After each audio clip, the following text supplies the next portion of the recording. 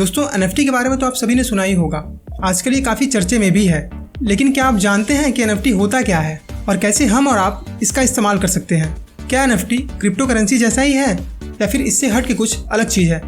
तो देखते रहिए इस वीडियो को आखिरी तक, क्योंकि आज मैं आपसे इसी के बारे में बात करने वाला हूँ।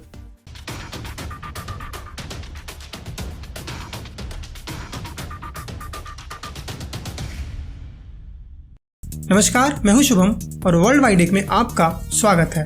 NFT, जिसका पूरा नाम है नॉन फंजिबल टोकन। अब सबसे पहले ये जो वर्ड है नॉन फंजिबल, इसके बारे में हम बात कर लेते हैं। यानी ऐसी कोई चीज़ जिसको किसी दूसरे चीज़ से रिप्लेस ना किया जा सके, जो बिल्कुल यूनिक हो। फॉर एग्जाम्पल, कोई स्पेसिफिक पर्सन, जैसे मैं और आप, ये दुनिया भर में एक ही हैं।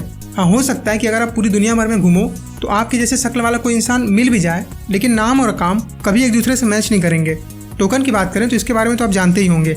तो इन्हीं तीनों शब्दों से मिलकर बना है NFT, यानी ऐसा एक टोकन जो नॉन फंजिबल या नॉन रिप्लेसेबल है, जो बिल्कुल यूनिक है। ये तो हो गई NFT के बारे में ऊपर की बात।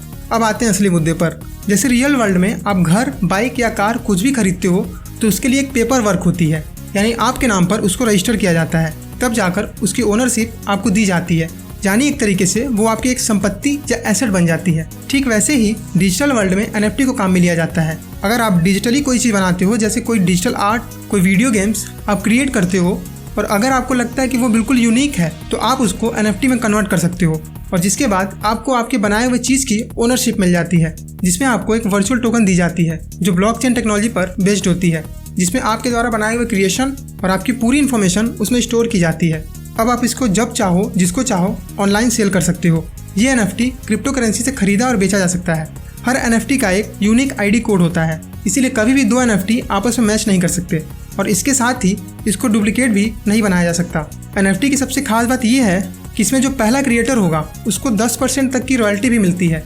यानी जिसने उस NFT को क्रिएट किया है, अब आगे जितनी भी बार वो NFT रीसेल होगी, उसका 10% रॉयल्टी के रूप में उस क्रिएटर को दिया जाएगा। NFT एक तरह का डिजिटल एसेट्स है, जिसका इस्तेमाल ऐसी चीज़ों के लिए किया जाता है जो पूरी दुनिया में एकदम यूनिक हो, और उसी के बेस पर NFT की कीमत तय की जाती है। इसकी मदद से आज के डिजिटल ज़माने में किसी भी पेंटिंग, पोस्टर, ऑडियो या वीडियो को किसी जनरल आइटम की तरह खरीदा या बेचा जा सकता है।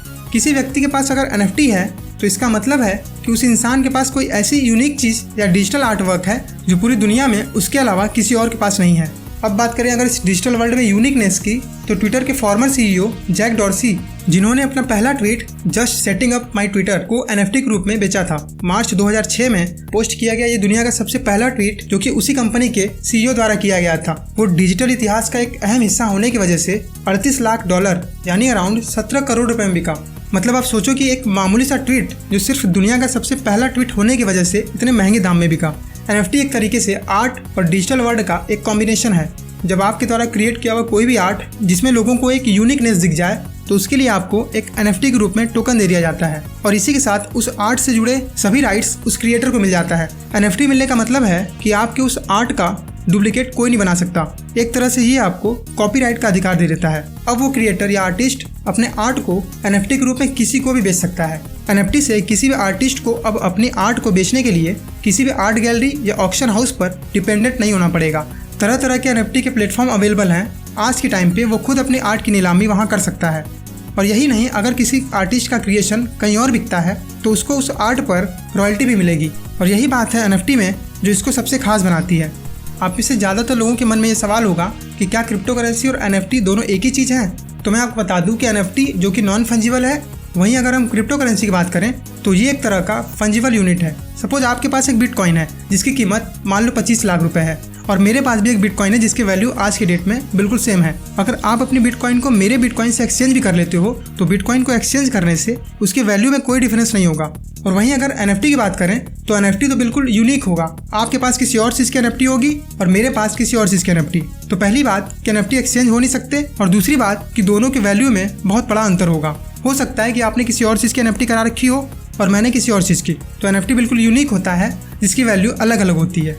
तो बस आज की इस वीडियो में इतना ही। वीडियो पसंद आई तो वीडियो को लाइक करके चैनल को सब्सक्राइब करना मत भूलिएगा।